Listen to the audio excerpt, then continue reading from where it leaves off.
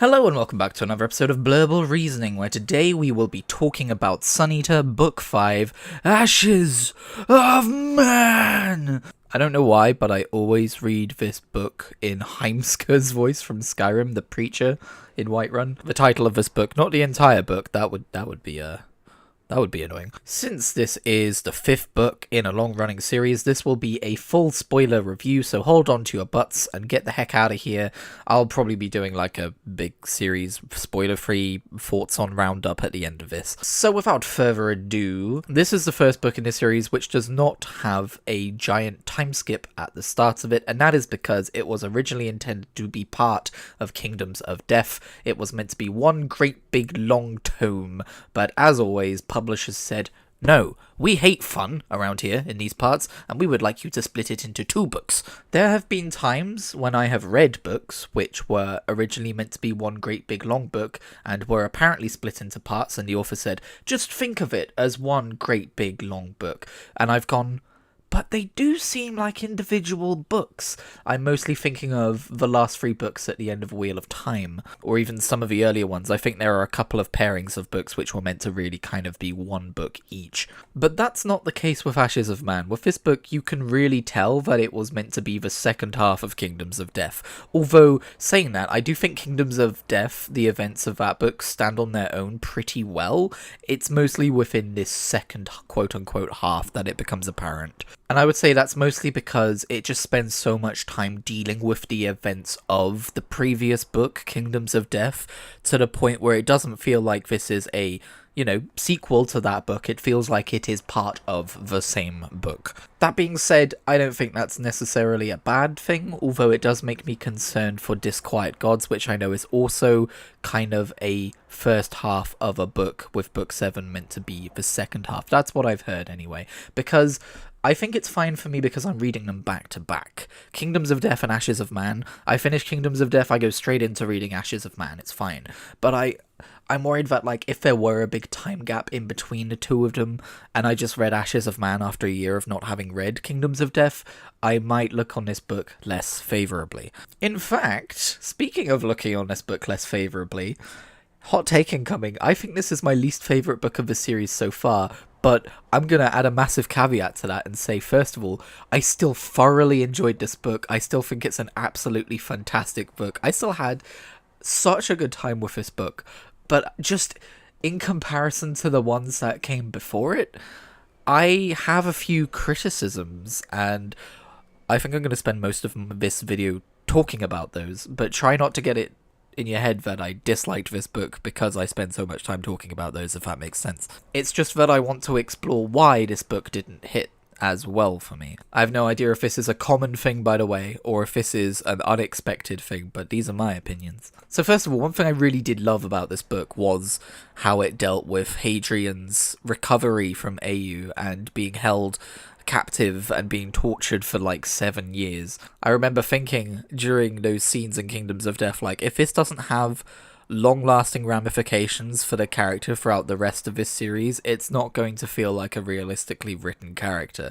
And thankfully, no, it's what is definitely like a major part of his character now going forwards. And I think it's interesting as well. It's like an interesting aspect of his character to read about, like, how does he deal with this trauma of almost everyone he loves being horribly killed and it being partially his fault. He's definitely too hard on himself about it. He was betrayed, he was blindsided by the Lothlorien Commonwealth, but just in terms of being their commanding officer, there is that level of, I guess, responsibility attributed to that quote-unquote failure. Or I guess he's not their commanding officer, sorry, but he's like basically their founder and leader. And so he's obviously got survivor's guilt going on, he's got PTSD going on, and how does he navigate his way back into the living world and people who are only going to see his scars, like his physical facial scars, and not look too deep within and still expect so much from him.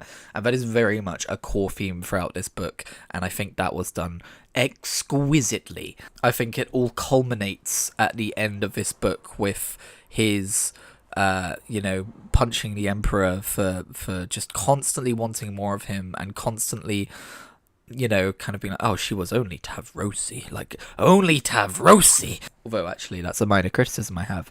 That scene, I can't picture the Emperor saying that, but hey, maybe that's just me. Like, don't get me wrong, obviously the Emperor was quietly disapproving of Volker through all the scenes that they were together, and he always referred to her as your woman, and, like, your lady, and all this kind of stuff. Obviously, he had a lack of respect for Valka, and part of that lack of respect was probably because of her nationality. She was not part of the Empire. But it still feels off character for me for the Emperor to say she was only Tavrosi in that moment, in that place, in front of Hadrian, because we've just been given an entire book's worth of showing that the Emperor is a human being, and one that actually cares about the feelings of both his subjects, or I guess the lives of his subjects, but also, like, he cares about Hadrian on a personal level, at least a little bit.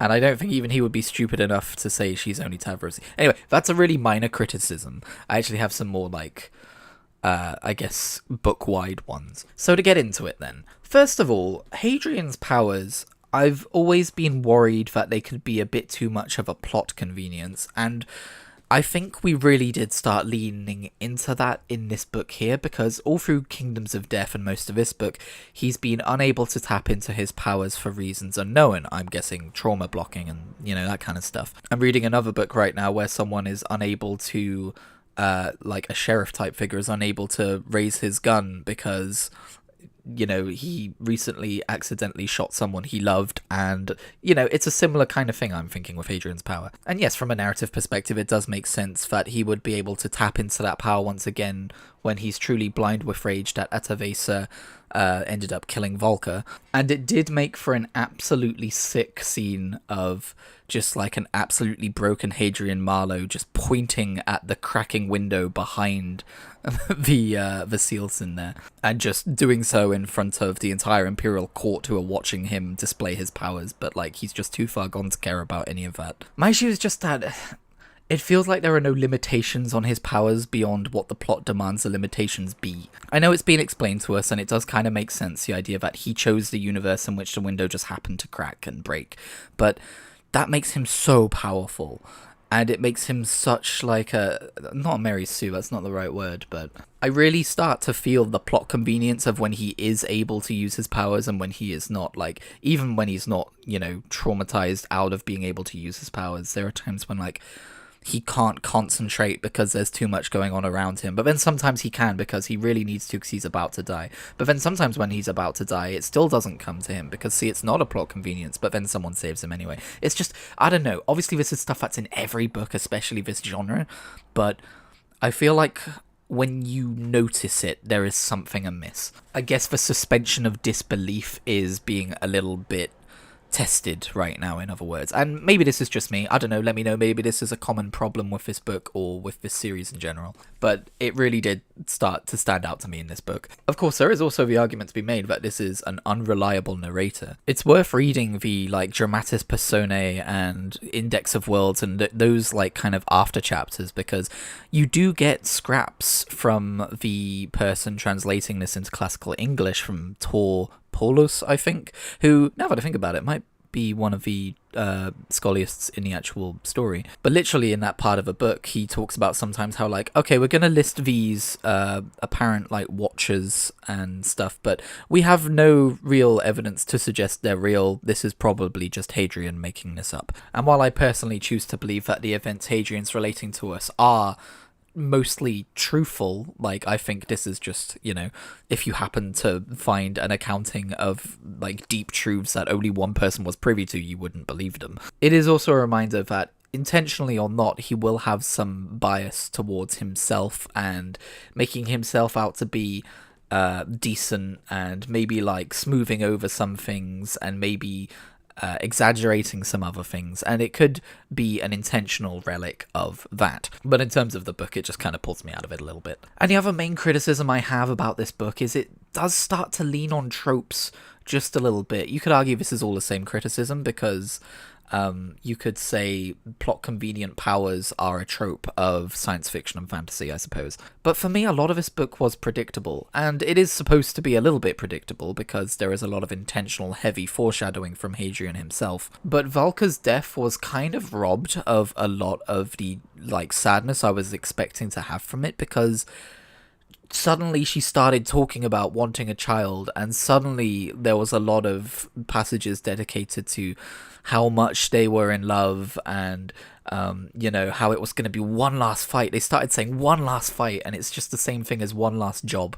And I don't know, it's just too many tropes, I think. And it honestly took me out of a reading experience a little bit. I was expecting Valka's death to be a gut punch like The Fall of a Red Company was. Especially since Valka's one of my favorite characters, and Hadrian and Valka's romance is one of my favorite elements of these books. But whereas I cried twice at the end of Kingdoms of Death with Hadrian's pain and everything about his fallen Red Company, for this, I just kind of didn't feel much. I'm also a little concerned that since we've robbed Hadrian of everyone he has ever loved, that the next two books are going to feel a little bit difficult in terms of characters beyond Hadrian that we're familiar with and enjoy spending time with. Although that being said, I think that does also free us up to take Hadrian in crazy, weird, unique directions with things that we don't expect. It does kind of unshackle him from the cast, I guess, of the past. I'm reminded of the very first book, Empire of Silence, where we really didn't know where the story was going, and